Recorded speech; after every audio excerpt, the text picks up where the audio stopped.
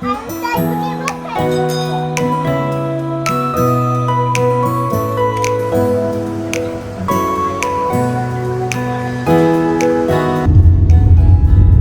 आता वाजता आहेत रात्रीचे 2:15 आणि हाय ऑल, गुड इव्हनिंग. सो आज आहे ना आम्ही डिनरमध्ये पाणीपुरी बनवायचं डिसाईड केलं आहे आणि आत्ताच मी जस्ट प्रिशाला गार्डनमधनं घेऊन आली आहे घरी. आणि प्रिपरेशन जी होती ह्या पाणीपुरीसाठी तर ती मी जाण्याच्या आधीच करून गेलेले, फक्त आल्यानंतर आता ही पुरी वगैरे तळून घेते. आणि आजचं मेन रिझन असं आहे की म्हणजे प्रिशा जेव्हा गार्डनमध्ये जाते तेव्हा ती तर काही पटकन येत नाही घरी, पण आज मी जसं तिला सांगितलं की आज आपण पाणीपुरी बनवणार आहे घरी गेल्यावर, हे ऐकून प्रिशा लगेच तयार झाली घरी येण्यासाठी. आम्ही घरी आलो आणि हे सगळं काही मी प्रिपेअर करून घेतलं, म्हणजे पुरी वगैरे जे थोडंफार बाकी होतं, जे गरमागरमच करायचं होतं ते सगळं करून घेतलं. आणि हे सगळं जे तुम्ही बघताय सगळं काही घरीच बनवलेलं आहे, असं काहीच नाही की पाणी वगैरे बाहेरून घेऊन या की काय, सगळं घरीच बनवलं आहे. आणि आमच्या इथे प्रिशा तर मात्र पहिला तिचा ताव जो असतो तो शेववरच असतो. सो आधी ती तिच्या हाताने पुरी बनवून घेते, पाणीपुरी तिच्यासाठी, आणि त्यानंतर मग आम्ही सुरुवात करू. आणि याआधी पण मी पाणीपुरी बनवली आहे, पण आजची जी पाणीपुरी बनवली ना ती आज एकदमच म्हणजे अशी डायरेक्ट खतरनाक झाली. आम्हाला असं वाटलेलं की आता पाणीपुरी जर खायची असेल ना तर घरीच खाऊ, कारण की खूप खूप म्हणजे खूप टेस्टी झाली असेल. तुम्हाला माझी रिॲक्शन बघून समजेलच आता, माझी, राहुलची, प्रिशाची, आमच्या सगळ्यांची रिॲक्शन बघून तुम्हाला समजूनच जाईल की आजची जी पाणीपुरी होती ती किती टेस्टी झाली होती.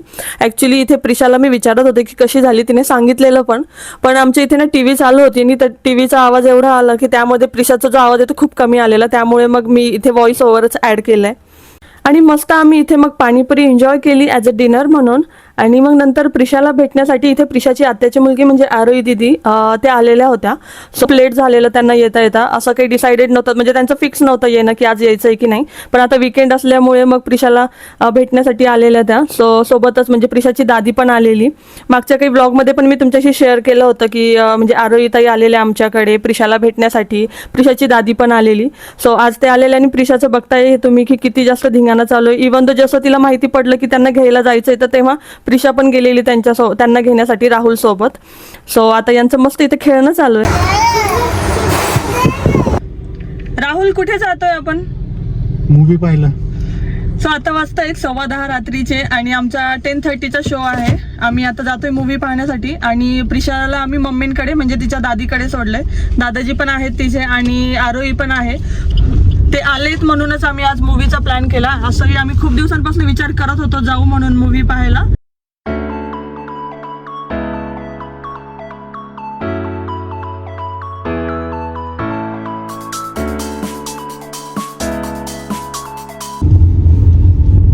सो आता वाजता आहेत रात्रीचे 2:15 आणि आता मूवी झालाय. ऍक्च्युली छान होता मूवी, एकदम मस्त होता. अजिबात पण असं वाटलं नाही की म्हणजे बोर होत आहे की काय, एकदम भारी होता मूवी. राहुल कसा वाटला मूवी? मूवी खूप छान होता. आणि आता आम्ही घरी जातोय, तर प्रिशा तर झोपलेली असणार आहे. Hi all, good morning. So कालचाच ब्लॉग मी आजही कंटिन्यू केला आहे. आणि जसं की मी तुम्हाला सांगितलेलं की काल मूवीवरनं येता येता आम्हाला रात्रीचे म्हणजे 2:15 पर्यंत तर शोध चाललेला आणि घरी येता येता 2:30 पावणे 3 झालेले.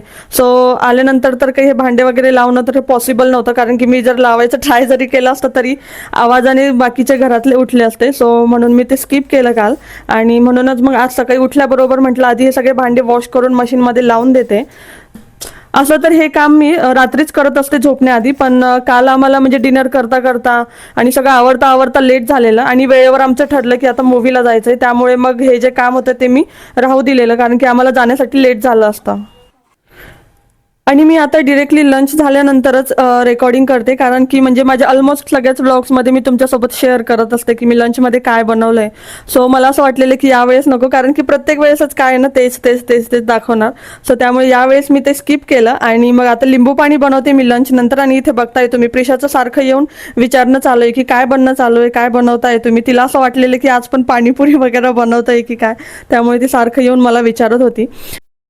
आणि जेव्हा पण मी असं काही बनवते ना, तर मी आधी ते टेस्ट करून पाहत असते. म्हणजे काही चहा असलो किंवा असं काही सरबत किंवा काही असं स्वयंपाक असलं, थोडंसं टेस्ट करून बघत असते. म्हणजे नंतर सगळ्यांना सर्व्ह करून नंतर मग ते सांगतील की नाही हे कमी, मग सगळ्यांना वेगळं वेगळं देऊन मिक्स करण्यापेक्षा आधीच मी ते टेस्ट करून पाहत असते आणि मगच सर्व्ह करत असते.